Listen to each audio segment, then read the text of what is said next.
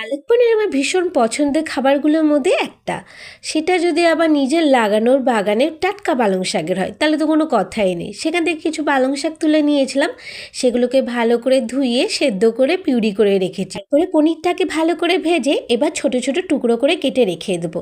কড়াইতে সাদা তেল গরম করে জিরে, গরম মশলা, রসুন, আদা, কাঁচা লঙ্কা, শুকনো লঙ্কা, পেঁয়াজ, কাজু, টমেটো, লবণ, হলুদ আর কাশ্মীরি লঙ্কার গুঁড়ো দিয়ে খুব ভালো করে কষিয়ে নেব।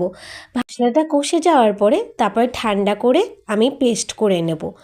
কড়াইতে বাটার গরম করে এবার পেস্ট করা মশলাটা দিয়ে দেব। তারপর ভালো করে নেড়েচেড়ে দিয়ে দেব সেদ্ধ করা পালং শাকের পিউরিটা। এবার সমস্তটা আবারও ভালো করে মিশিয়ে নিয়ে দিয়ে দেব ফ্রেশ ক্রিম আর দিয়ে দেব ভেজে রাখা পনিরের টুকরোগুলো। খুব ভালো করে মিশিয়ে নামিয়ে নিলে থেকে ফ্রেশ ক্রিম ছড়িয়ে দিলেই রেডি হয়ে যাবে পালক পনির। আজকে ভিডিওটা কেমন লাগলো প্লিজ কমেন্টে জানিও। দেখা হচ্ছে নেক্সট ভিডিও।